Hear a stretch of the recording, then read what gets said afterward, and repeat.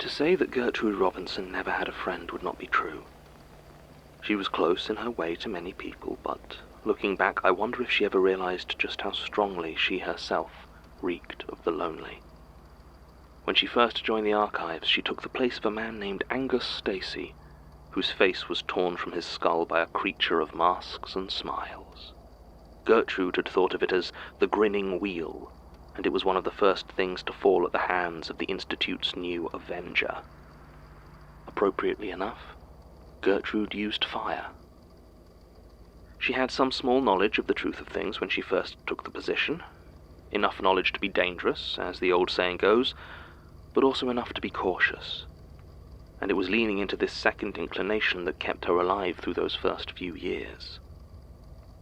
Angus Stacy had, in the long tradition of Institute archivists, been a disappointment to the man whose eyes then sat in the smirking face of one Director Richard Mendelsohn. Angus had been too keen to learn, too ambitious in his academic legacy. He had had grand plans to revise Smirk's 14 and, in trying to do so, burned through his resources, his luck, and ultimately all but one of his assistants. When Gertrude was appointed to the role, there was a single survivor left in the Archives, a woman by the name of Fiona Law. Fiona was the most fascinating combination of curiosity and cowardice, pushing forward and forward into the unknown until the very first moment of threat crystallized. And then she was away. Of course, retreat is not always possible in such a line of business, and when that proved to be the case, there was a single trait which Fiona possessed that saw her surviving encounters which had killed far braver souls than her. Because when she was pushed to the very limits of her terror, Fiona Law would faint. And while there are those things in the dark that would kill you as you slept, most get no real delight from it, unless you're awake enough to know what is happening. And so, through cowardice and unconsciousness, Fiona had survived an entire generation of archivists. And even stranger, when Angus Stacy died and she had the chance to walk away, she decided to remain.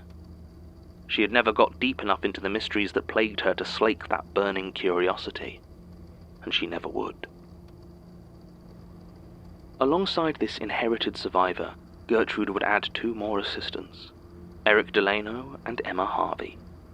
They were young, like her, keen to delve deeper into those strange secrets that back then were spoken of more openly. To them, Fiona seemed something of a joke, a middle-aged chatterbox who told stories of the Blitz and jumped at the long shadows in the corners of the Archives. Emma in particular was Gertrude's confidant, the one whose knowledge and instincts she trusted, and the only other member of the Institute who ever knew of the strange bond between Gertrude and Agnes Montague. But Emma had a sickness. As much as she might have despised the aging Fiona, it was the same one that plagued her. Curiosity. That desperate, grasping need to know. Emma, however, was circumspect enough to recognize the danger of such inclinations in a place like the Archives, and after those initial few years, settled on a question. The first question to which she would apply her methods of experimentation. Why wasn't Fiona dead yet? The experiments were simple enough. When a statement was close enough and real enough that finding its source seemed a possibility, Emma would volunteer herself and Fiona to investigate it. Eric had always been a homebody and had no problem being left out of such expeditions, while Gertrude had far better things to do than worry about the comings and goings of her helpers, and so let her trusted Emma arrange things as she pleased. Once out near danger, Fiona would always find herself ever so slightly ahead, always seeming to be inexplicably the first through the door. And more often than not it would close behind her. By the end, the poor woman genuinely believed spontaneously locking doors were a telltale sign of the supernatural. Emma would do her best to observe from safety, making notes, only retrieving the often unconscious Fiona when the danger passed. She watched as her poor guinea pig stumbled through a maze of whispering grubs. She timed the intervals at which Fiona emerged from a hungry fog, and recorded her barely escaping the Sandman who came to take her eyes. Poor Fiona never suspected a thing. Decades this went on, until Fiona was old and tired. There was less chaos back then. Gertrude's war was still only kindling, and years might go by without anything terrible brushing against the Institute. But at last, they found a coffin, and it was not a place that could be escaped by fleeing or by fainting. When Emma came to tell Gertrude what had happened, she found the first of the cobwebs in her hair, the ones she would wash from it every morning for the rest of her life. And Gertrude mourned the first of many losses, and did not suspect the truth. Eventually, Fiona was replaced by a young man named Michael. Far too young to have such a job, really, but things were different in those days. He was keen and eager, and Emma had a slightly different idea of how to test him. She never really touched Eric, of course. He had been marked early by another who Emma was keen not to cross. But young Michael, so innocent, so naive, she decided to experiment with how long she could keep him in the dark as to what was really going on. As it turns out, all his life. This time Gertrude did have an inkling as to what was happening, but had her own escalating conflicts to concern herself with, and recognized the potential in a truly ignorant assistant. At some point Eric disappeared. It's interesting the places that Gertrude did and did not think to look for him. She scoured the most warped and darkened corners of London, expecting any moment to find his remains. But she took Mary at her word when she said she hadn't seen him. She could have known the truth, of course, if she had wished, but it was so much easier to make it another pillar of her crusade. Emma knew what had happened, but had no interest in sharing such details. Eric was replaced by another assistant, not so young as Michael and hardened with some encounters of her own. She was eager to prove herself, and exactly the sort of person to intrigue the aging Emma.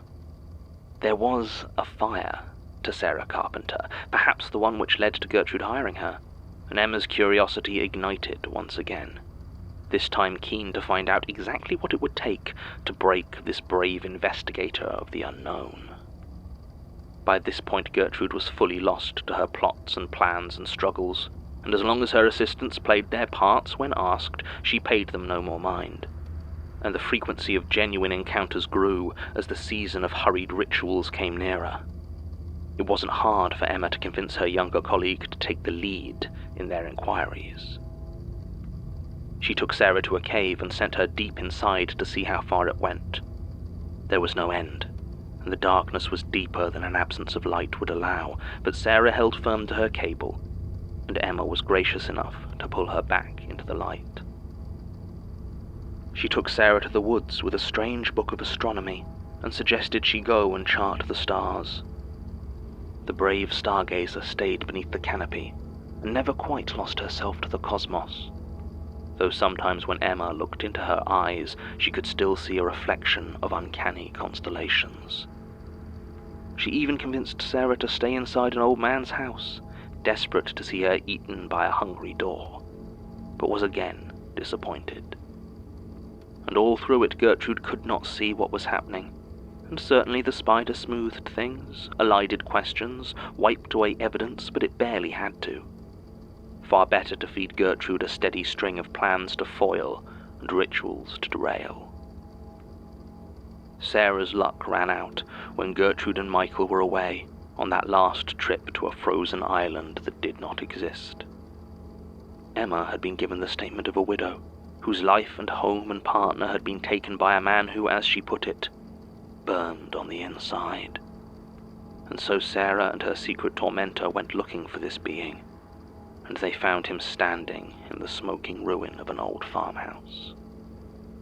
He was bald, dressed in dreary office clothes, to a cursory examination unfit and unremarkable, save for his peculiar surroundings. If they had paused and looked closer, Emma might have seen the drizzling rain rising as steam from his skin. Sarah may have noticed the thin lines in his flesh from whence spilled a dull orange glow.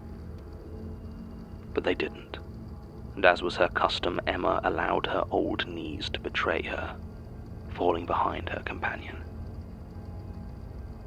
Sarah Carpenter's last words were, "Hello? I'm from..." And then it was over.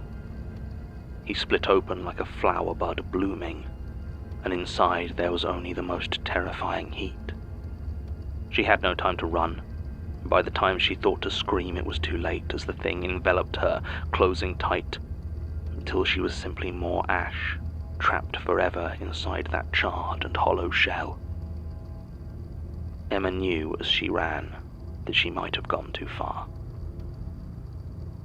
When Gertrude returned with no Michael to a silent archive, and only Emma's stammered lies to fill it, she finally started to suspect the truth. She wondered briefly if it was hypocrisy, to feel such anger at what Emma Harvey had done when she now had blood aplenty on her hands, including Michael's. But it didn't matter. The rage she felt was ice cold. And so Gertrude went to the one person she was certain she could trust on the matter.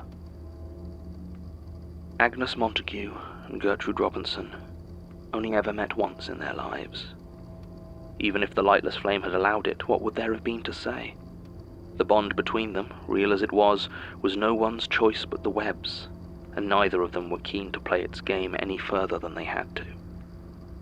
Their discussion was brief and tinged with a melancholy, an awareness of mistakes, of their choices and duties and destinies.